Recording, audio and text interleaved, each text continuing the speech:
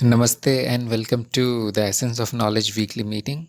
This meeting is a part of the Essence of Knowledge program, and I try to answer your questions here, and we conduct the program activities here like tests. So today we are going to start with the test of Anu.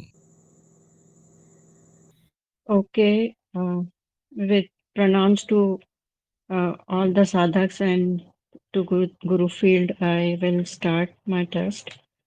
The first question is, what is the purpose of path of knowledge?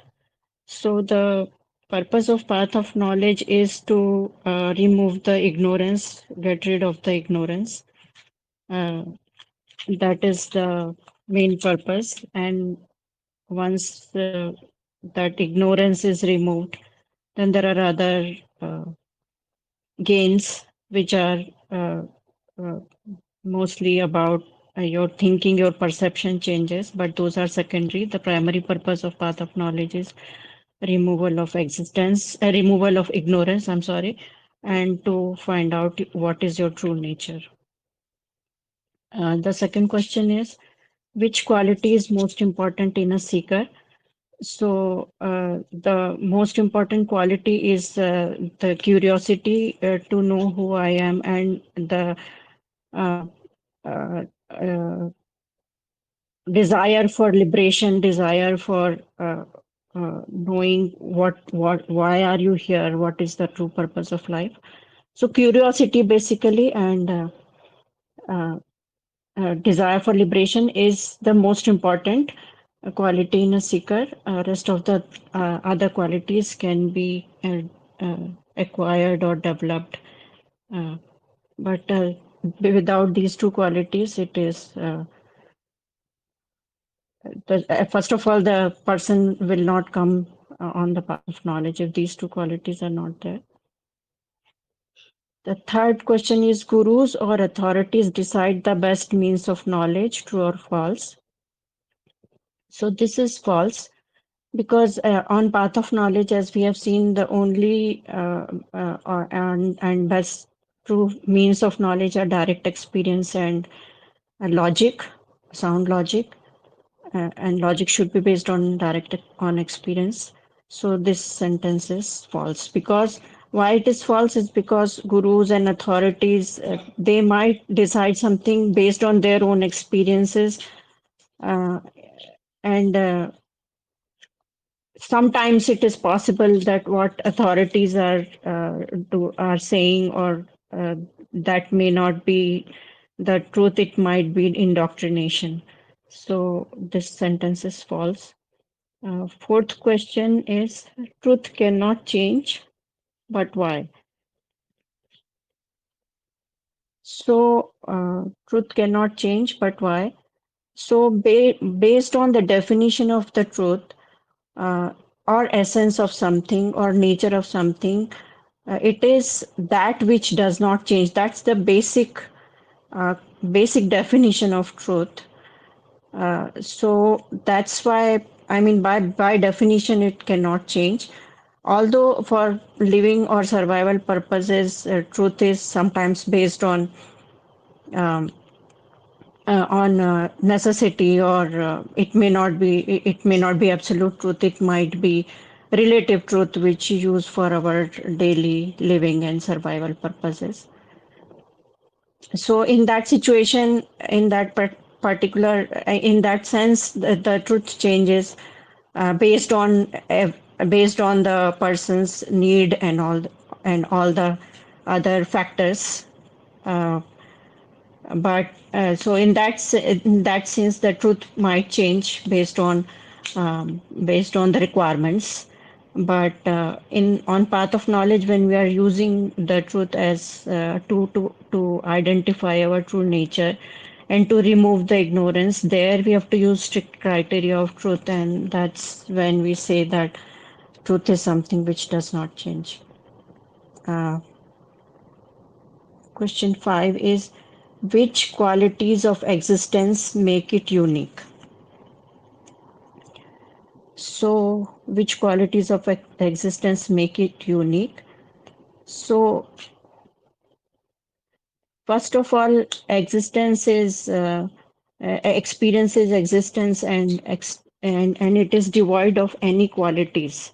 So um, it is. I would say there is a problem in the question: which qualities of existence make it unique? Existence is something which is, and by definition, it has everything. It has uh, true, false, good, bad, whatever is is part of existence. So I think it does not have any qualities. Question 6 is how to see or prove emptiness. How to see or prove emptiness. So here we have to first understand what is emptiness. So emptiness does not mean void or absence or something, or when we say that room is empty, which means in the normal sense we mean there is nothing in there. But here in the emptiness means uh, something like a blank canvas where anything can appear, infinite potential, uh, where anything is possible. So, how to see or prove emptiness? It is emptiness is something which cannot be seen or proven. It is it is a state when we cannot know anything. So, uh, by being, I think by analyzing that it is it is devoid of anything. There is nothing in it. There is the actual word is bliss, where it is bliss meaning there is nothing, no yes, no good, no bad. Uh, there is absolutely uh, no activity. So that is emptiness, and emptiness is blissful. Number 7 is how to know experiencer via direct experience. So this question itself is wrong because experience cannot be experienced. Experiencer cannot be experienced. So we cannot experience the experiencer. It is there. It is me. It is existence. Question 8 is who is eligible for awareness practice? So I think awareness is the constant remembrance of who you are. So awareness practice is like continuously uh, reminding yourself that I am the existence, I am the experiencer. So obviously, who has found out his or her true nature, or that I am the existence, that that seeker is eligible for awareness practice. Because unless you know what you're looking for, how will you practice it? So a seeker who has the knowledge, who has understood that I am the existence, I'm the experiencer, that such a seeker is available for awareness practice. Um, then question 9 is how to remain in state of oneness. So state of oneness is right here, right now. It is not something where you can reach or you can become. It is the state of being, the current, whatever you are experiencing, the experiencing is oneness itself.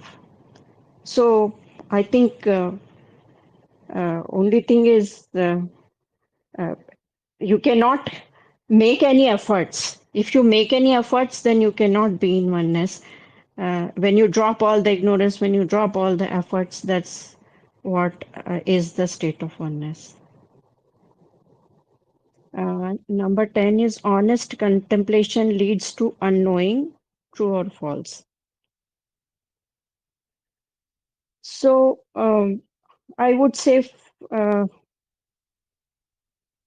when you contemplate on the true nature and And contemplation is basically in this case is basically negating what I am not, what I am not.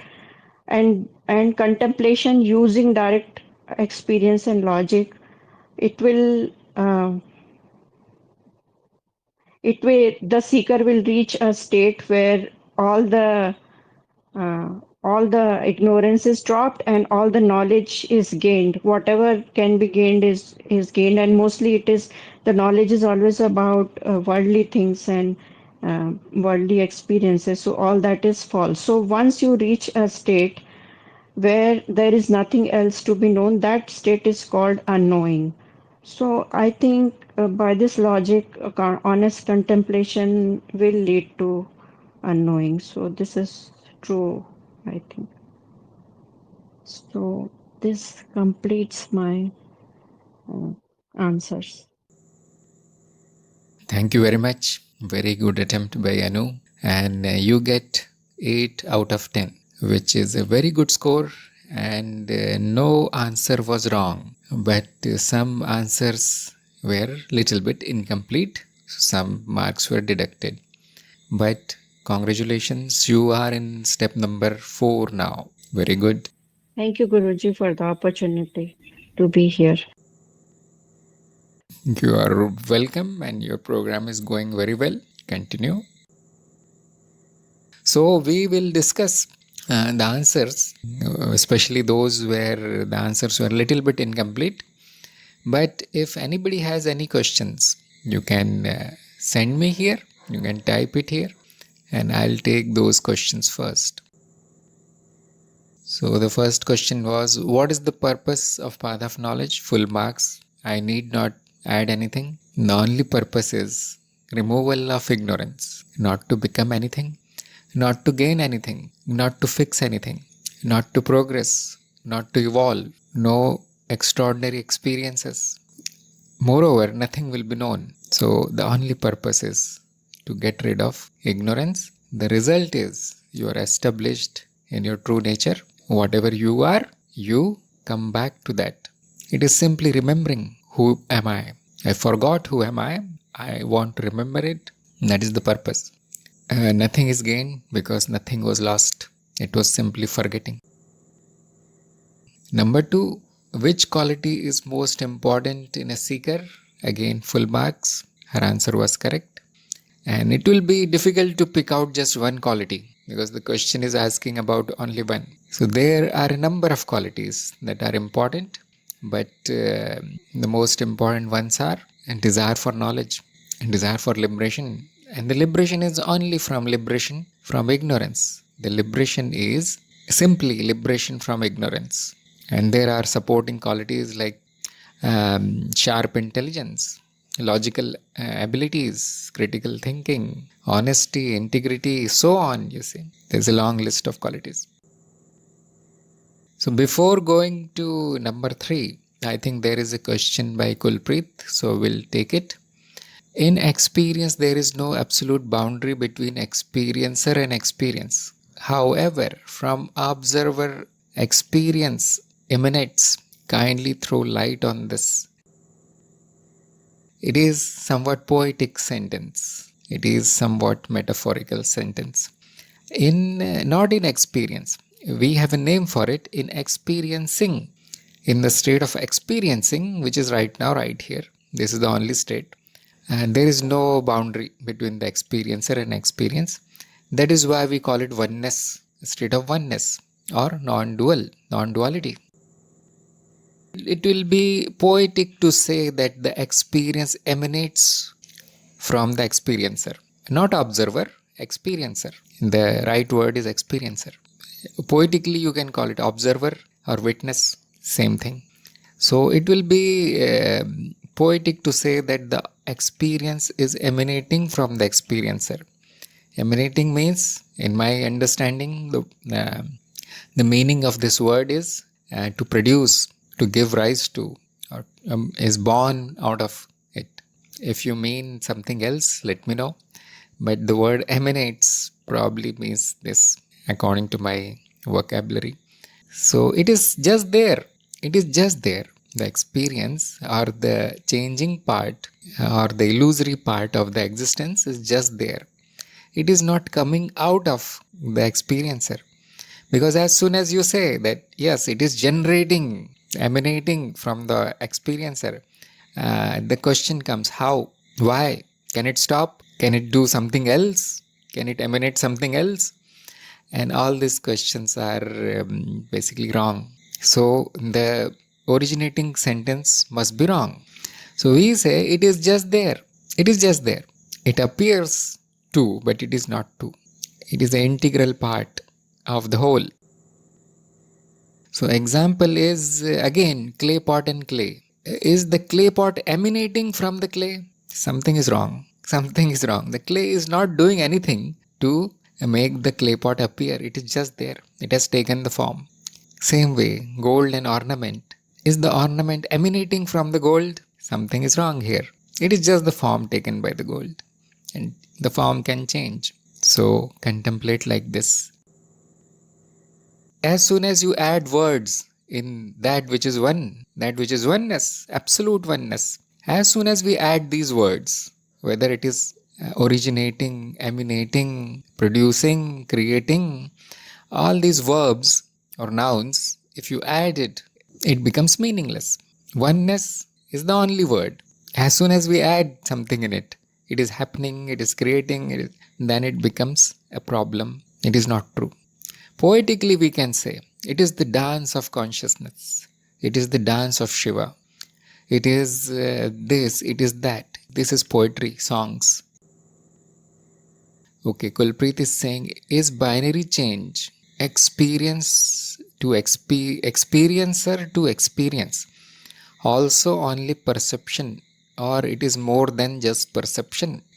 See, binary change is not from experiencer to experience. The experiencer is not changing into experience. The experience is not changing into experiencer. Or it is not a division of experience or experiencer. So it is wrong to add these words in the binary change. It is nothing to do with these two. What is binary change? In the science of vibronics, in the video series on vibronics, you will see this word appears. It means a change of two states, A to B, B to A. That's all. There are only two values, 0, 1, 1, 0. That is the definition of binary change. Nothing to do with experience and experiencer. It has nothing to do with perception or more than perception. It is a hypothesis. It is a theory. In simple words, you can say imaginary concept. Binary change is an imaginary concept to explain that which is appearing, to explain the experience. How do we arrive at this theory of binary change? Observe, directly experience that which is appearing. You will see many things. You can observe many things. What is happening here? And the first thing you will observe is illusion is changing. It is impermanent. Impermanence. First thing we observe this thing. Nothing remains. Continuous change. Whether it is small, big, slow, fast, does not matter. It is changing. If you want to explain this changing aspect of the experience, we want to find the smallest change. What is the smallest thing that can change? So we arrive at this concept of binary change, which means the smallest possible change is only from one state to other state, then back to the first state.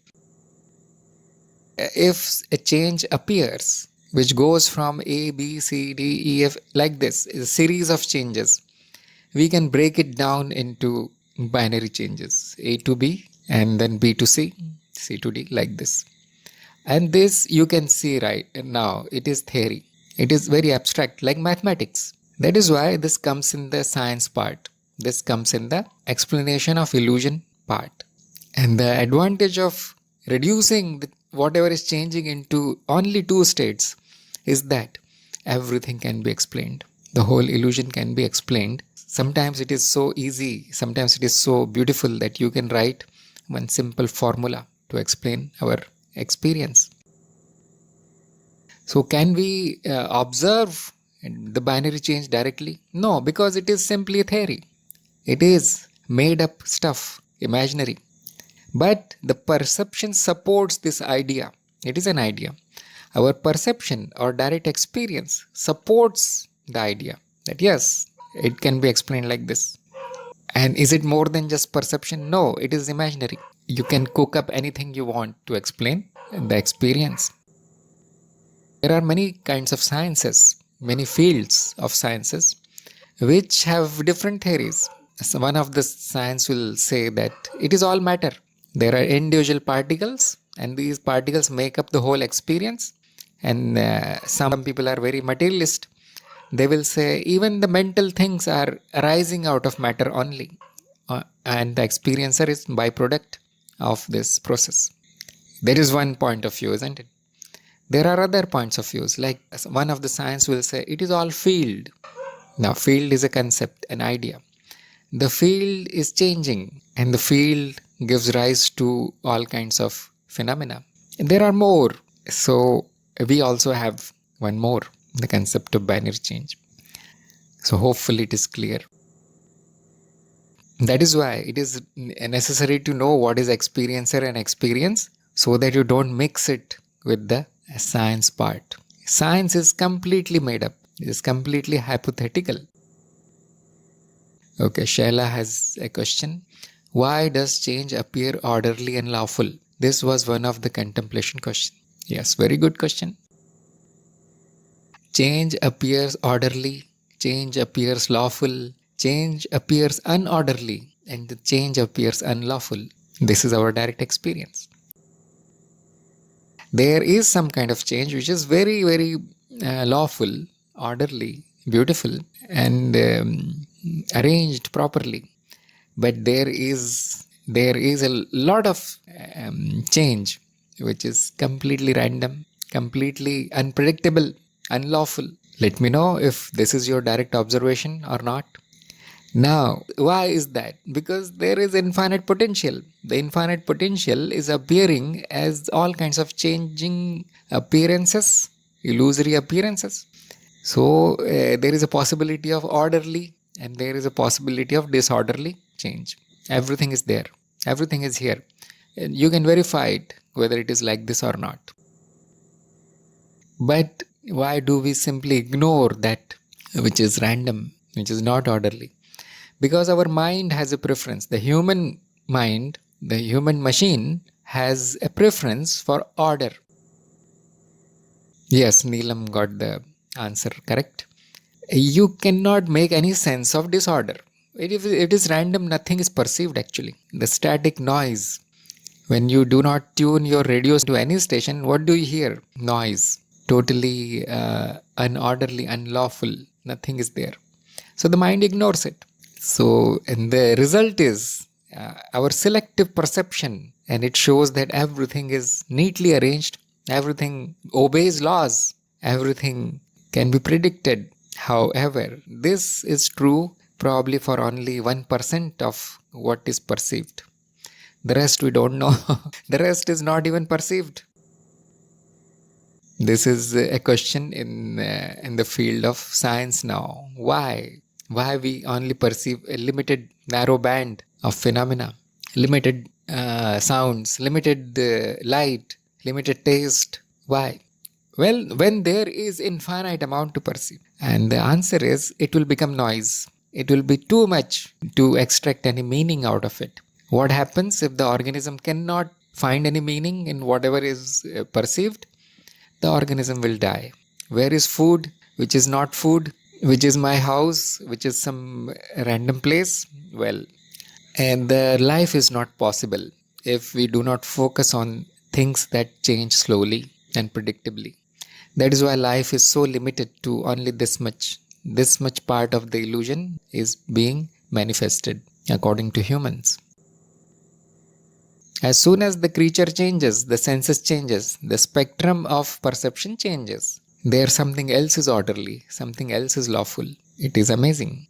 So it is possible to explore the full illusion, but you will need different instruments. Body-mind instruments will be different. Ultimately, you must add this thing into in the discussion. There is a theory that ultimately everything is orderly and lawful.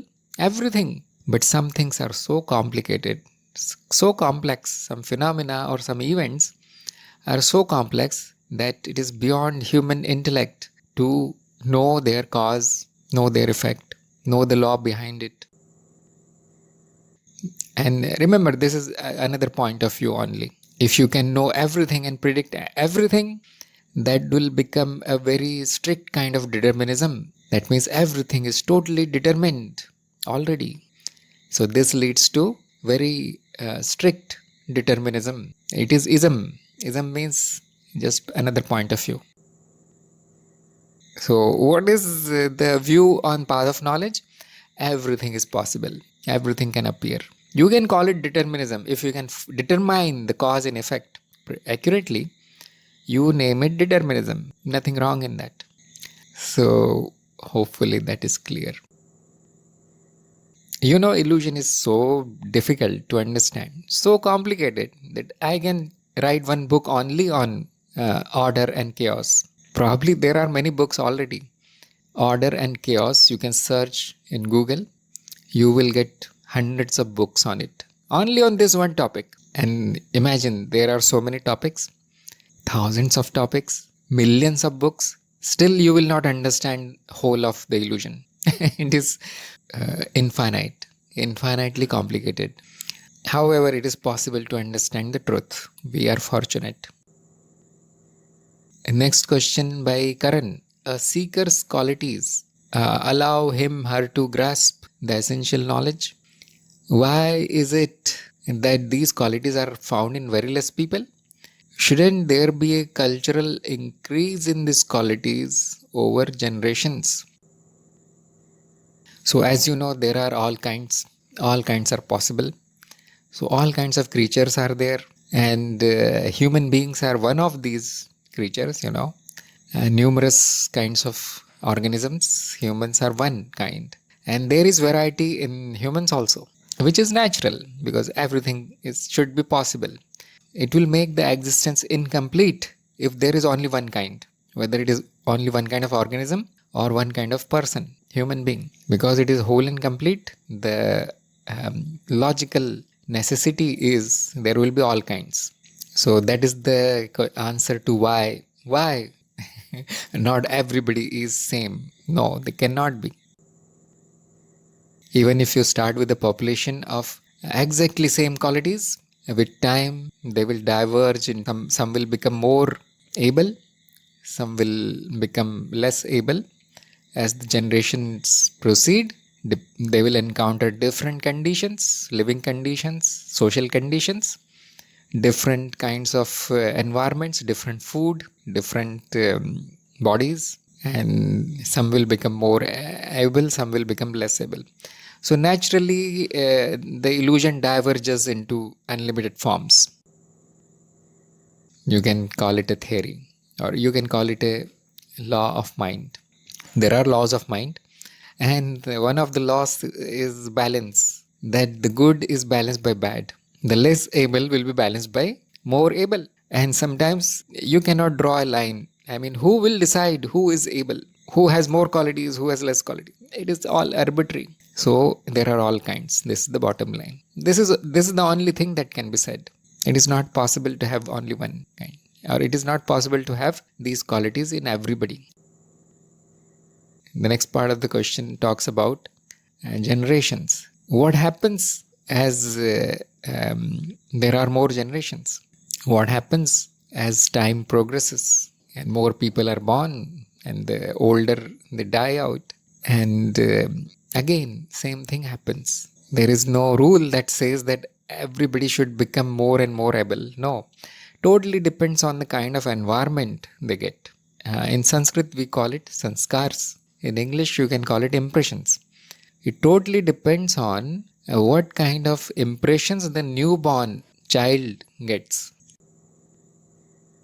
Although everybody will be born with more or less same potential, more or less I'm saying, some are born with more, depending on the causal body, they will get more qualities. Depending on their upbringing, how their parents bring them up, and that also depends on financial conditions. Is there enough to eat in the house? Are the parents rich enough to educate the child, teach the child? And then again, it depends on social situation.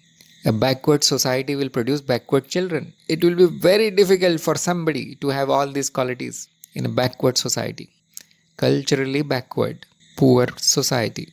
For example, in slums, it will be difficult to find somebody who likes path of knowledge. You will find one or two, yes. And if everything is taken care of, good education and loving and ideal situations are provided, still 1 in 100 will get the qualities.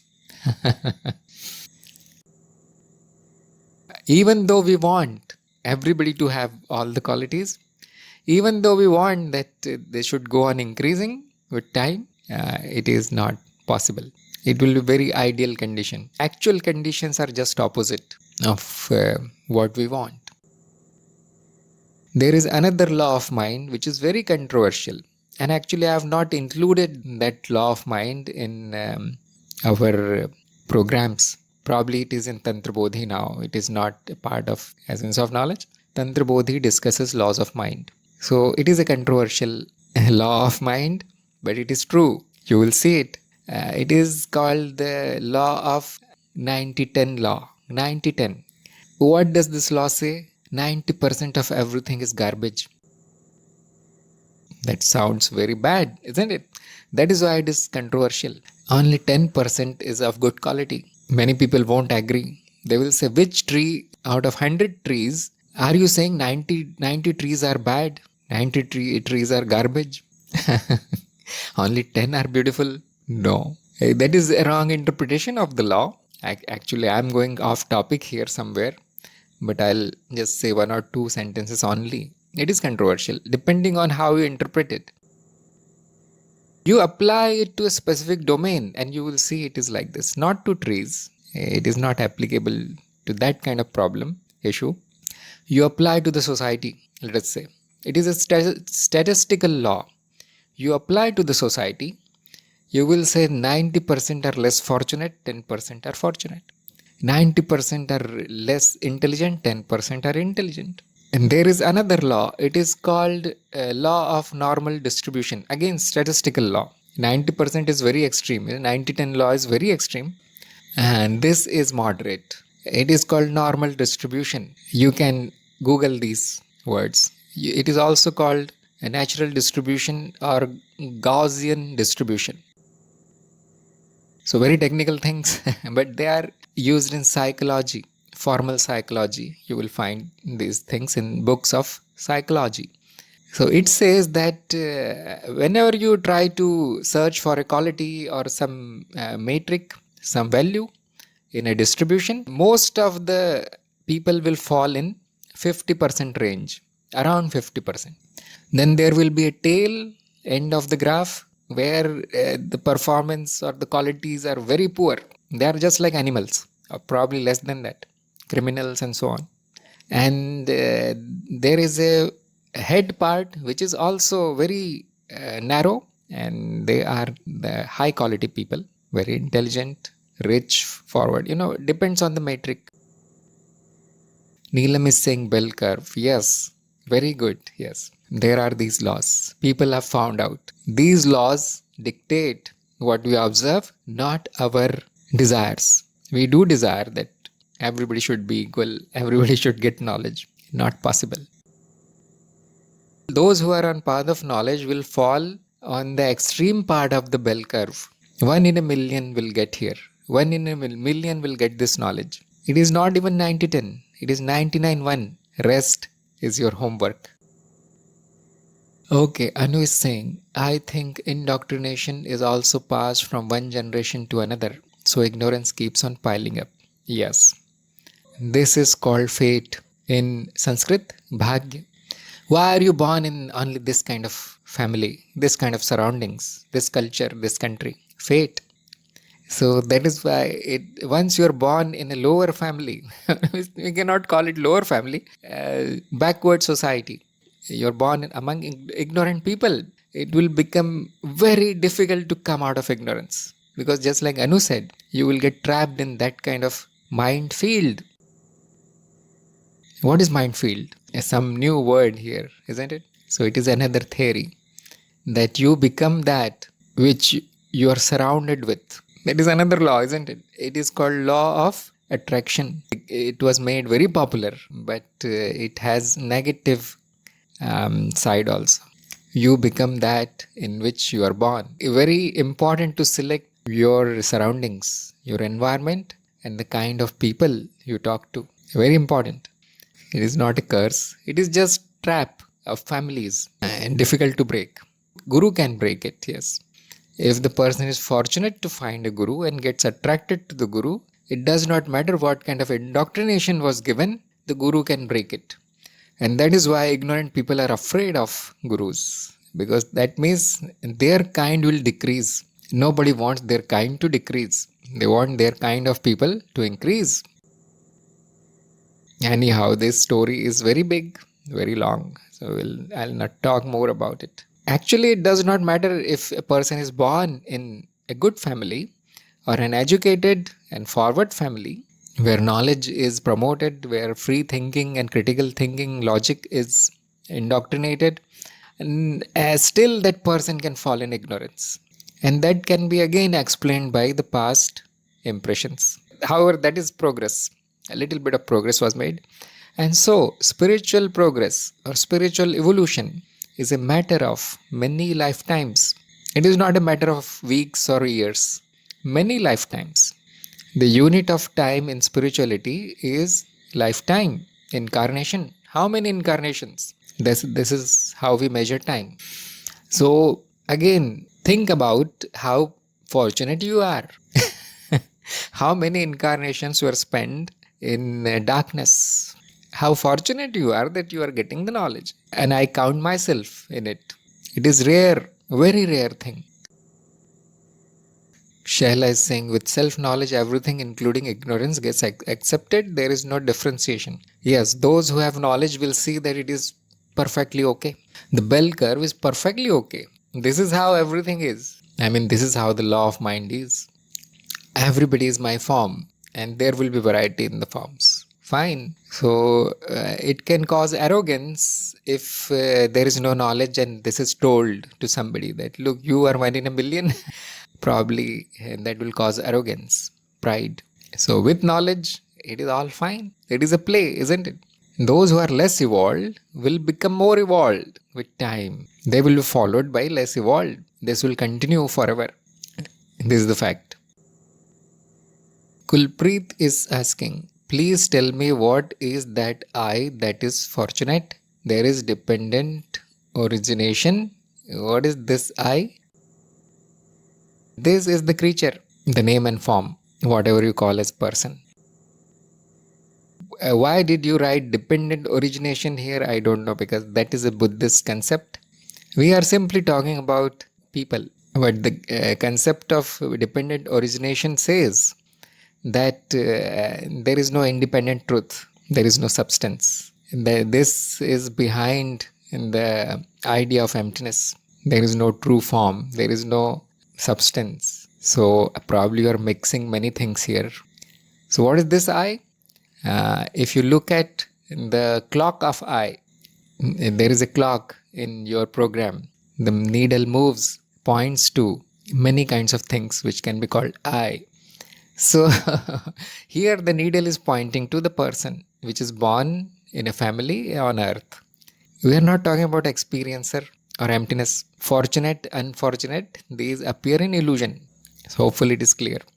The topic is people. Why are they having different qualities? That is the topic. So those who have qualities, those who get knowledge, they are fortunate. Next question. Gurus or authorities decide the best means of knowledge, true or false. So she got half mark because she tried and the answer was little bit incomplete. Who decides? And the answer is you decide.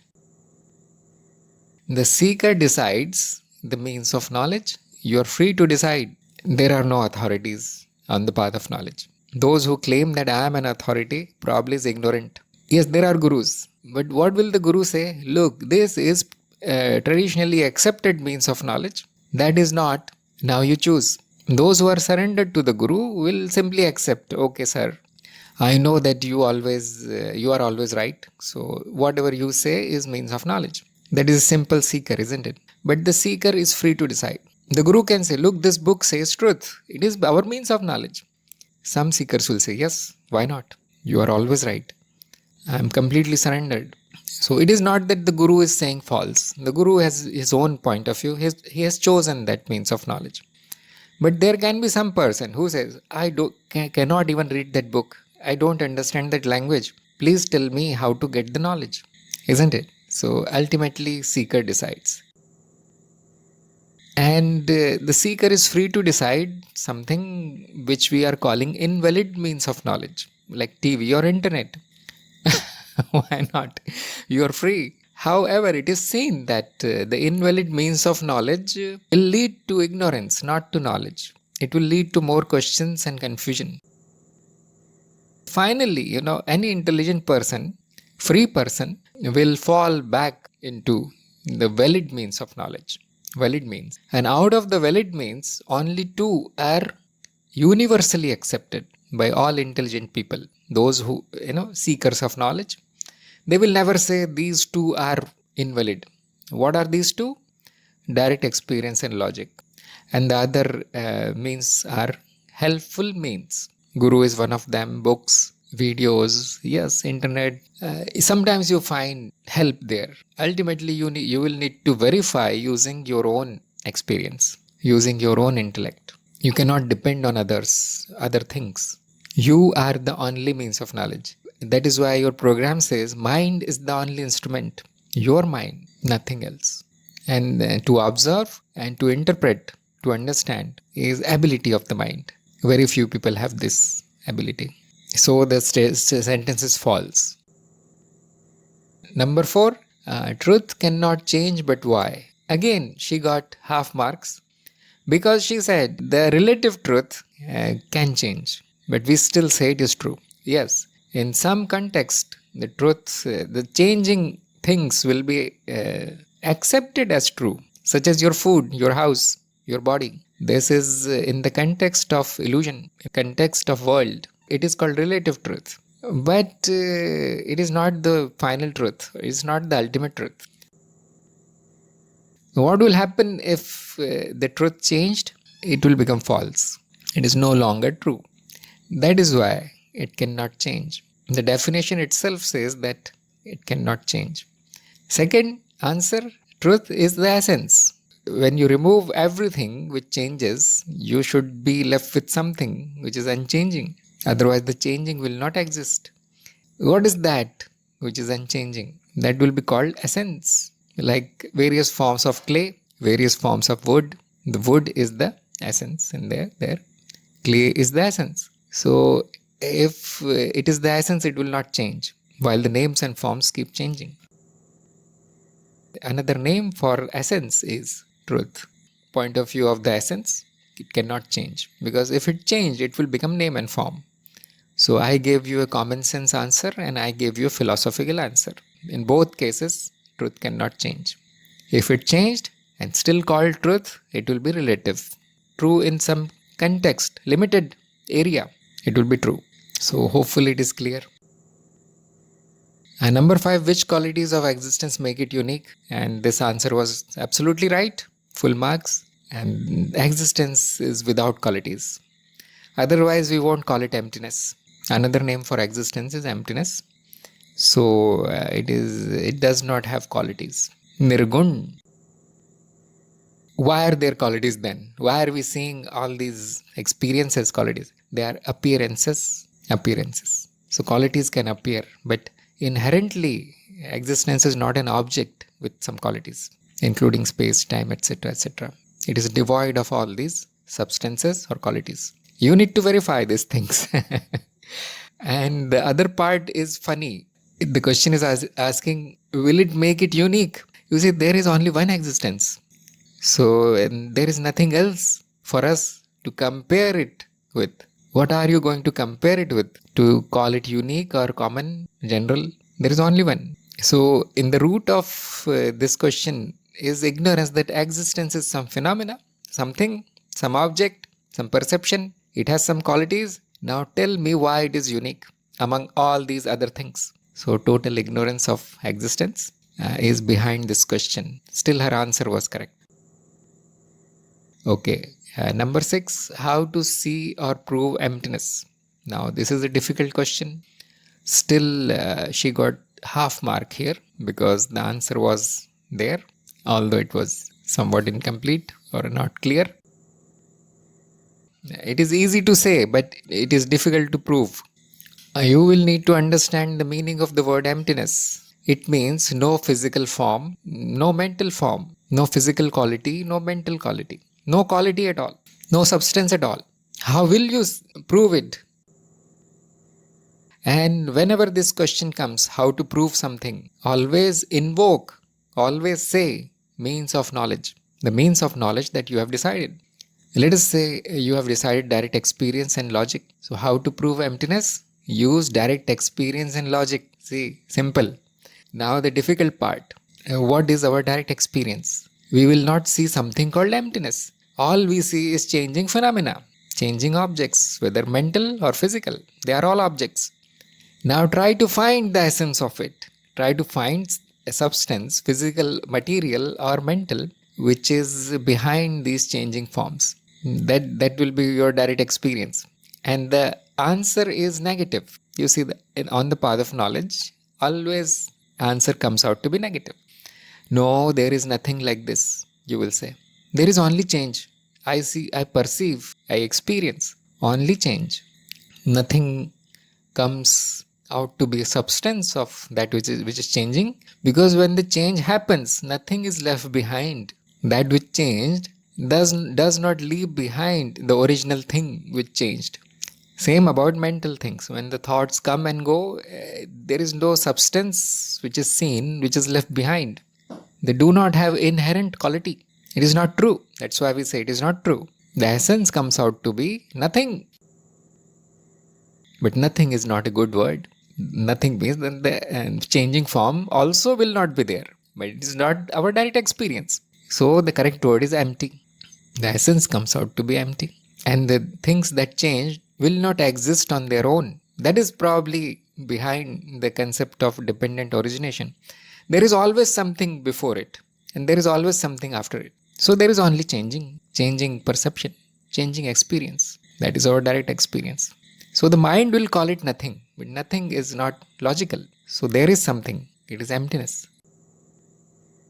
That emptiness is you. Because the only thing that is left behind when the experiences come and go is you. You are the experiencer. And what is it made up of? What kind of matter, atoms, or what kind of mental substance, experience, emotion it is made up of? Experiencer? The mind will say nothing. I see nothing. I recognize nothing. I know nothing. Nothing is not a good word because the experiencer is there. It is there. So the word is empty. It is the essence. Since the essence is empty and the whole existence has the same essence, the whole existence is empty. You are that existence. See, it took a lot of time for me to explain how to prove emptiness. And I took all kinds of shortcuts. Probably a newcomer will never understand what I said. So you can write 2 or 3 books on this topic. However, if you have gone through the program, you will understand what I said. If you have gone through the steps in the program, you will be able to understand. And those who do not understand do not have the essential knowledge. Remember this thing. You need to understand all these things. You need to prove it by yourself, or at least falsify it. It should be proven true, or it should be proven false. Then only you can say, I know something. You hear it and you assume it is true, or you assume it is false. That is still ignorance. So try to explain it to yourself in your free time. That is called contemplation, isn't it? Trying to find why this is like this. Why people call it emptiness. Not people. Not people. The great masters, gurus, those who know. So that will make it solid for you. That will make it your knowledge. Then you can say confidently, I know something. I know that my beliefs are wrong. That is more accurate. The words are not sufficient to explain these things. Word means it is mostly noise. So you get a direct experience of it. Is it like this? That is faster actually. Instead of explaining in words, the language has limits. So I can only point to you. I can only point. The words can be used only to point to your direct experience. My words will not make it clear. Your experience will make it clear. And logic must be behind it. So that is why the Guru is called a teacher. The Guru is teaching, not giving. The knowledge cannot be given. Only information can be given. Pointers can be given. You need to take your own knowledge. So anyhow, the discussion can go on. We have next question by Shaila. Can deep sleep be compared to emptiness? See, deep sleep is one of the experiences. It is a state of the mind, like waking, dreaming, deep sleep. These are groups of experiences, categories of experiences.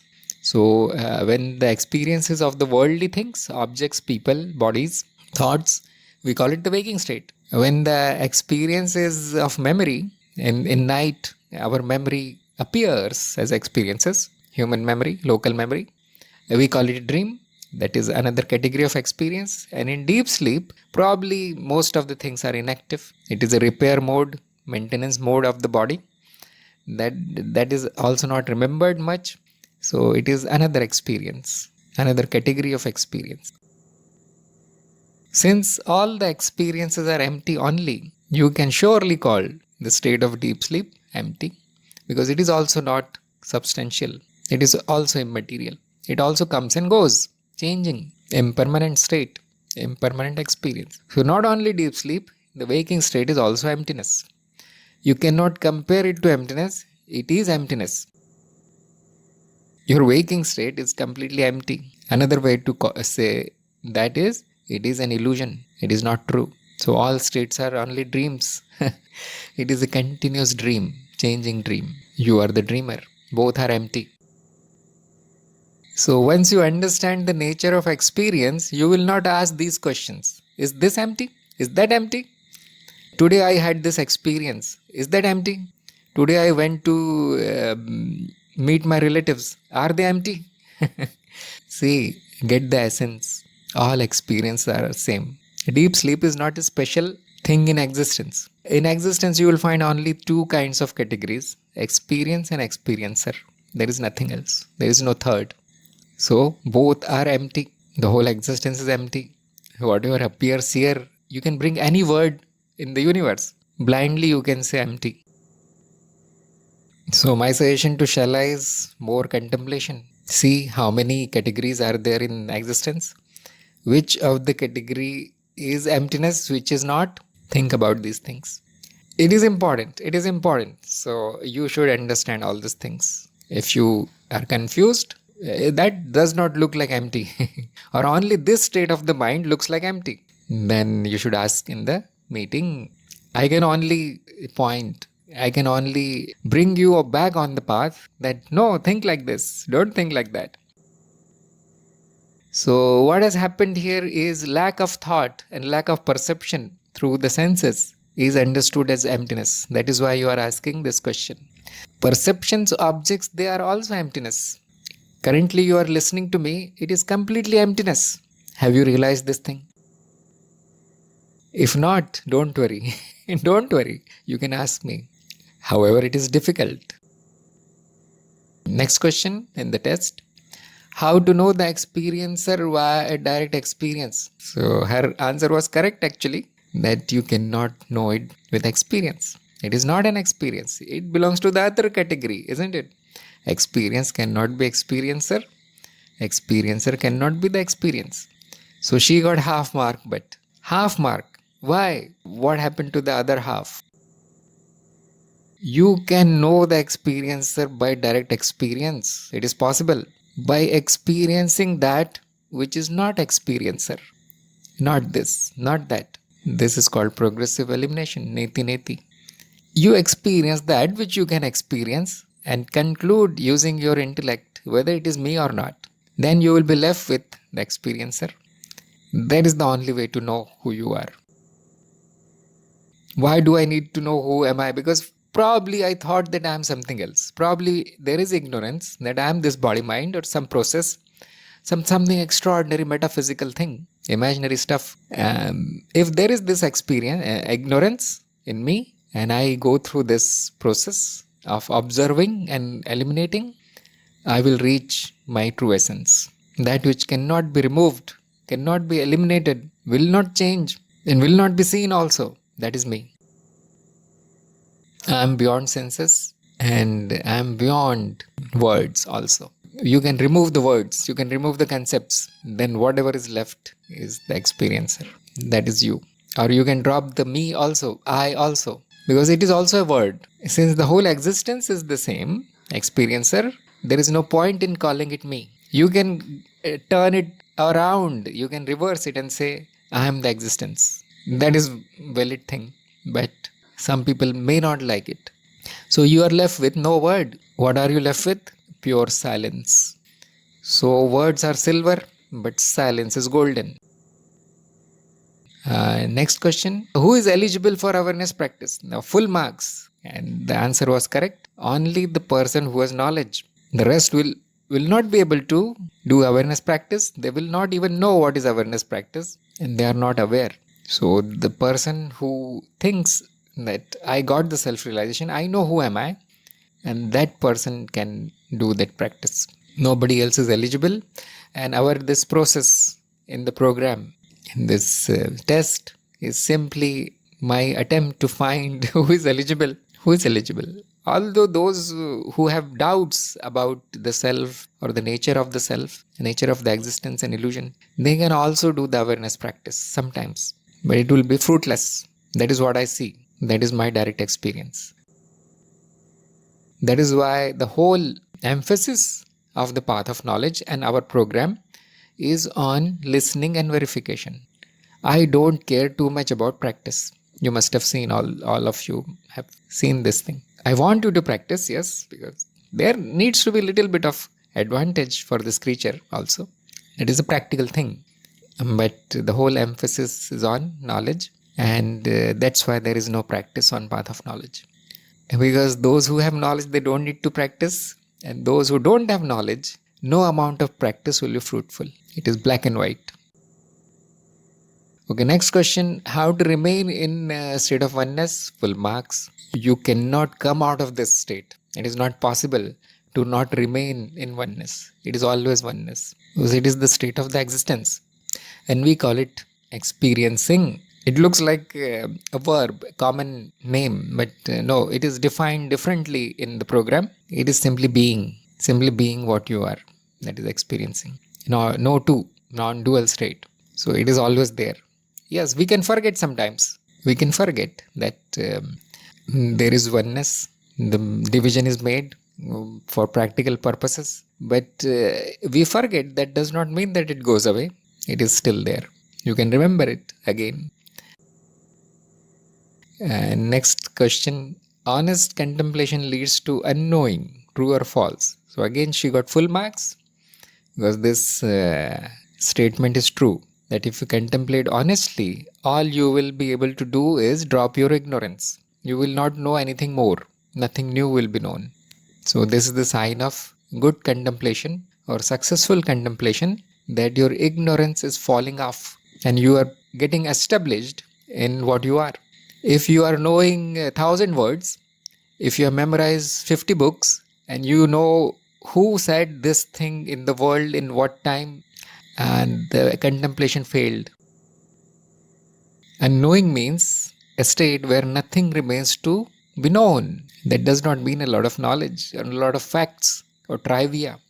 It is not an accumulation. It is a reduction. It is a complete loss of what we know. So that is paradoxical. You came here to get knowledge, but you get unknowing. So how do I know people are contemplating or not? And they become silent, more and more silent as they contemplate. Less and less questions, less and less confusion. If it is not happening, don't worry. You are just starting. You are a seeker. You are a student. Even I am also a student, isn't it? I also contemplate. Okay, so this concludes the test questions. Hopefully it was beneficial for everybody, not only for Anu, but your answers were satisfactory. Okay, we have another question by Kulpreet. Here, creature equals body mind system. Yes, exactly. Creature, organism, human being, person, they are identified by the body mind. Why are there so many names? It is like this, you see. We cannot do anything about it. Some philosophy will call it a creature, some philosophy will call it jiva, some philosophy will call it organism, some philosophy will call it instrument, machine. So sometimes I call it the body mind machine. That is my favorite word because it immediately disidentifies you with the body mind. I'm not a machine. The mind itself will say, I'm not a machine. But you can use complicated words like the layered structure in the Vibronics series, and the same creature is called a layered structure in memory. It is a memory of some kind. Now, very confusing, so many words, very confusing. And the formal definition of creature is that which is born. That is the Sanskrit definition. That which is born and that which dies. And using this definition, you can understand whenever another word comes up, like the body, mind, instrument, or person, or human. Whenever these words they come up, you can check whether that thing he is talking about, whether it is born and whether it will die, and that means same thing. That means it is the same thing. It is a creature. So very interesting because the English word creature comes from that which was created. Again, same thing, that which takes birth. But the Sanskrit word jiva comes from ja. That means that which was generated or that which was born. So from jiva comes jivan, which means life. From that root also comes jagat, which means world. Same root comes jagriti, which means waking state. And you can see they are all one. They are all one experience. The creature, the world, and the waking state is one experience. So I have added some more into this question. Now you have stuff to contemplate. Is it like this? Are they always seen together? That means they are one.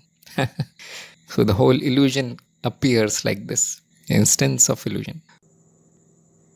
So here, I think no more questions today. And I think this much discussion is already too much overwhelming.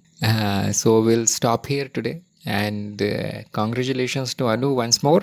We'll meet next time. Thank you everybody for participating. Namaste.